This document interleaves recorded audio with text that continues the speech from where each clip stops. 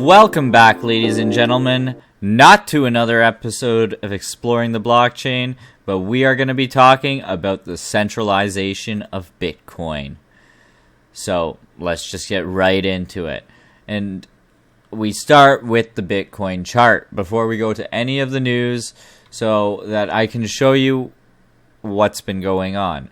On the second that basically Trudeau... This is Trudeau right here, and this is the truckers. This is what has been going on in the world, and this is why most conservatives and Republican people are losing money in the world, because liberals and Democrats have fully embraced crypto to the point where a lot of them are big whales in the space now. And they use their combined power along with their followers and everything to push the markets in certain directions and manipulate them to favor their outcome and for their financial gains and to push their political agendas. I have dealt with this with a number of Canadians here who have started trying to rob me because I hold more conservative views, which actually don't involve stealing from people and everything or being a scammer. So what can I show you here on the charts? This is when Biden got in. You can see they took over control of Bitcoin. It was going a bit crazy for a bit, and that's why they were trying to get Trump out, because they managed to stop him for quite a while here until about June of 2019. Until about March of 2019. And then that's when everything started going ballistic. That's when you saw the liberals and Democrats end up throwing COOF even in to try and stop the uprise of Bitcoin, because it was about to go on a massive run. But they all used their influence, their many followers, tweeted and did all that kind of stuff to help manipulate the markets in the downwards direction and to prevent the conservatives or Republicans from actually pushing the price up, because these are the people with beliefs. This is why the liberals and Democrats are constantly targeting conservatives, because they are the ones that are shorting the market, and they are the ones that have done the laziest amount of work. Some of them are holding from 2012. There's no legislation in place for politicians to release their crypto wallet addresses. So you can see these rhinos and everything that don't actually fall under the guise of being a Republican. And don't... And then you see all these liberals pushing hardcore. You see them defending the riots and all this kind of stuff. You see them defending burning buildings. You see them defending child molestation. You see them defending murder. You see them defending everything.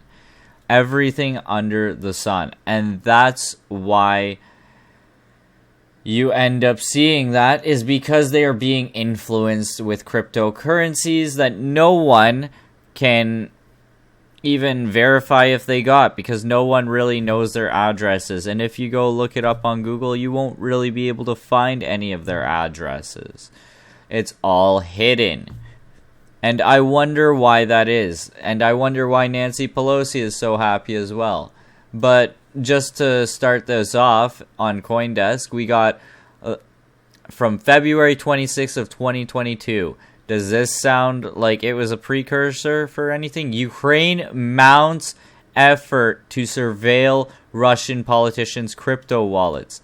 This was right before Russia invaded Ukraine and everything. Just so you guys know. So I wonder, did Ukraine do anything that might have influenced Russia into attacking them? This might have been it. But, the mainstream media won't talk about it. They're just focused on oh, the politicians, they are just focused on it's a war and all that kind of stuff. They don't care about the reasoning as to why it happened. They just want to stop Putin or whatever, right? But then you got more, and this is also what I'm talking about with liberals using crypto to control people. Look at this. Canada sanctions 34 crypto wallets tied to Trucker Freedom Convoy. These were hard-working individuals. These were very hard-working individuals that work every day, sometimes even 12 to 14 hours driving on the road to bring you your foods and goods and everything. And they seized 34 people's life savings, basically. Like, that's insane. The government actually went and stole 34 people's money, basically. They stole probably millions of dollars from these people. And where do you think it goes?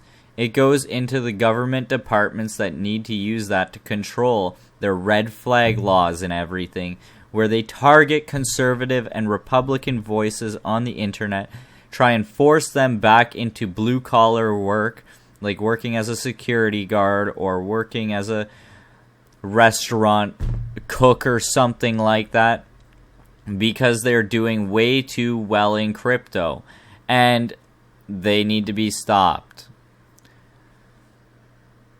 So here you got another good example from CoinDesk. Look, Bitcoin politics from left to right and off the map. Bitcoin has attracted intense interest from conservatives and right-wingers, just like I was talking about.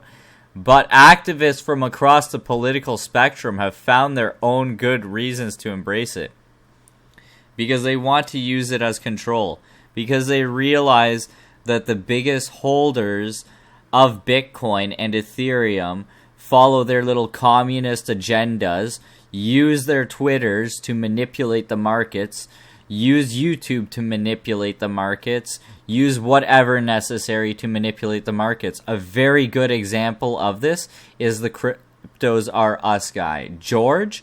He actually will talk about the full moon theories, bare moons, and everything. He will constantly make little sly remarks towards one or two of the viewers that he is attacking in the background after he's off stream, trying to steal their money or whatever, because those viewers he doesn't give a fuck about.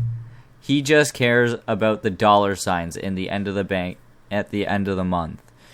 He doesn't care about the viewers. He doesn't care about the people that he's sharing the information with. That is all shilling, and he is doing it for his own financial gains. A selfish, greedy, fat bastard, honestly. And everyone should take that as a learning lesson.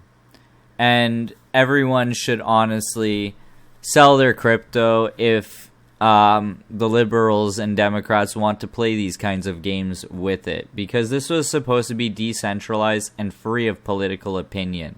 But now you have bands of these whales and everything banding together to stop regular conservatives and regular people working every day, day and night, hard jobs that need people. And they are trying to kick them out of crypto. They are trying to force them back into those jobs. They are trying to take away people's financial freedom. And they do not care about anyone but themselves. Alright, guys. I hope you enjoyed that rant from me. And leave a like, comment, and subscribe. Peace out.